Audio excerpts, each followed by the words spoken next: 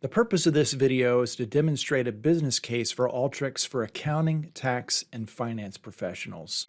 I'm going to do this in the context of addressing a problem that we often face in our profession, which is this: fixed assets are a disaster. But why? I mean, fixed assets just shouldn't be that hard.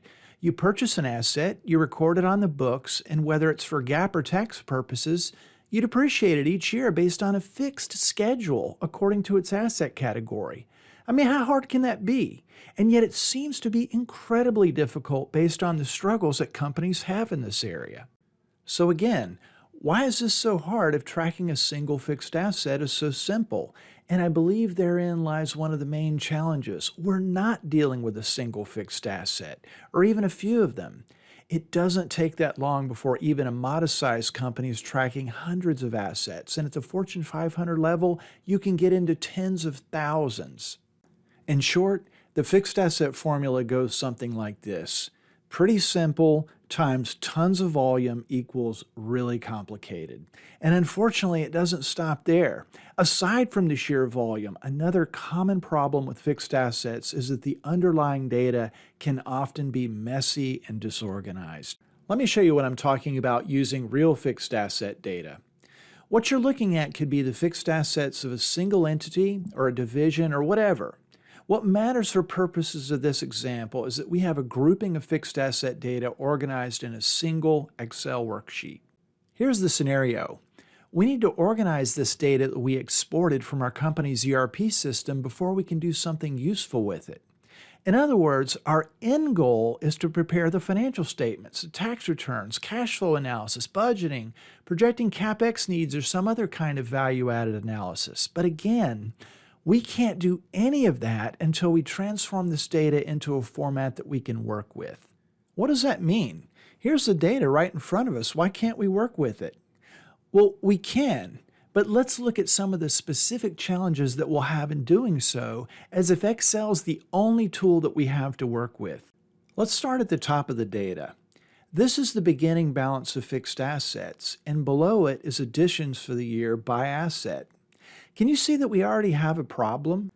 The beginning balance of fixed assets isn't in the same column as the additions, so we can't easily sum them together, or not without some manual effort to sum the balances in the two separate columns. If we go further down, we see a subtotal representing total additions for the year.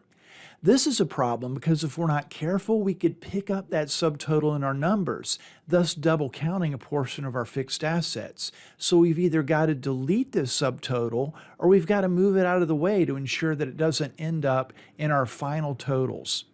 Also note that we've got page breaks to deal with.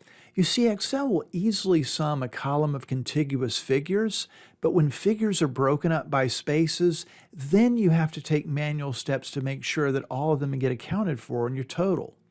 And look at the figures in the disposal section. It would be preferable if they were negative. That way we could sum all of our fixed assets together and the end total would be beginning fixed assets plus additions less disposals. Instead, because these figures are positive, we either have to manually change them to negative amounts or we have to adjust our formula for total assets to make sure that these amounts are subtracted. What a mess. And if that wasn't bad enough as far as manual exercises go, notice that there's information on individual fixed assets in the comments column. And for our purposes, we want those to appear in the description column. We've also got multiple columns with no data. We want to get rid of those because it's the best practice to summarize all the data you need, but to exclude anything you don't need.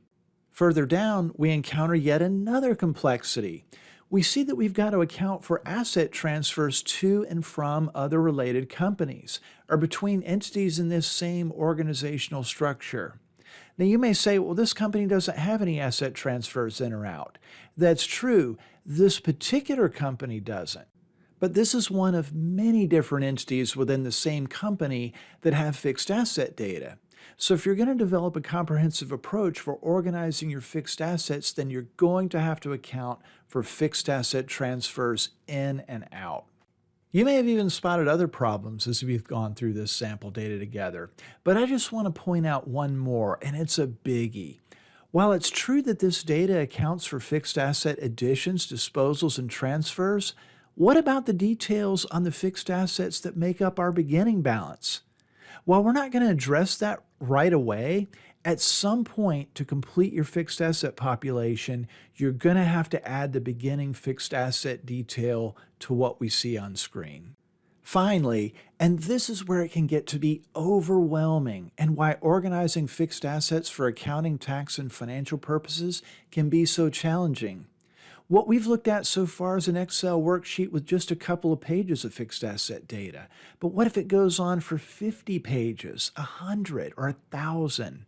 How are you going to deal with all of that in light of the problems that we've talked about? Page breaks and figures not appearing in the same columns and descriptions appearing in different columns, extraneous data, and so on. And remember, this is just a single worksheet. But we also have fixed asset data for all of these other companies to organize. It's an absolute nightmare to think about having to do all this work if all you have is Excel at your disposal. So how does Alteryx come into play? To address the problems we've talked about, I've created this workflow. After hitting the Run button, the logic I've configured for each of these tools is applied to our fixed asset data. As a final step, Alteryx creates a brand new Excel file that I've named Fixed Asset Test Output. When we open that file, we see that our fixed asset data is completely reorganized, starting with the beginning balance and working through additions and disposals. And that's it. Our fixed asset data is completely cleaned up and organized. But is it possible that with the push of a button, we've created fixed asset data that we can rely on? I mean, even though it might look good on the surface, how do we know if we can depend on the updated output? The answer is that we test it. If we sum the fixed asset totals in column B, we see that total fixed assets in our cleaned up data is equal to the ending balance of fixed assets in our raw data. Further, we don't even have to sum the figures in Excel to know that's the case. With Alteryx, you can build proofs into your workflows to check figures as you're transforming your data to verify that amounts are computing according to your expectations. Isn't that amazing? As one who's had to solely rely on Excel for much of my career, I find that amazing. But the benefits of this Alteryx workflow don't stop there. What I'm getting at is something that I alluded to just a little bit earlier. What if there were hundreds of pages of fixed asset data in the Excel worksheet? It doesn't matter. As long as the fixed asset data is in the same format that we went over, our workflow will organize it without any modification with the push of a button. And there's more. Look at all of these other tabs in our Excel workbook with fixed asset data. That's terrible news, right? Wrong. Because the fixed asset data in each of these sheets is in the same format as the one we've been working on.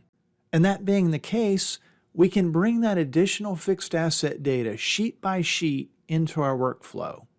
And when we click on Run, all of the fixed asset data in this format that we've brought into Alteryx, whether it's from this workbook or fixed asset data we've added from other Excel workbooks, will be cleaned up and combined into a single Excel file. Surely the benefits of Alteryx stop there, but the answer is still no. As long as the company's fixed asset data format doesn't change, our same Alteryx workflow can be used from year to year to capture all of the efficiencies I've been illustrating. To all this, you might say, well, that's great, but I'm not a programmer. And my response is, I'm not either. I'm a CPA and an independent corporate tax specialist. I'm all about completing tax-related deliverables.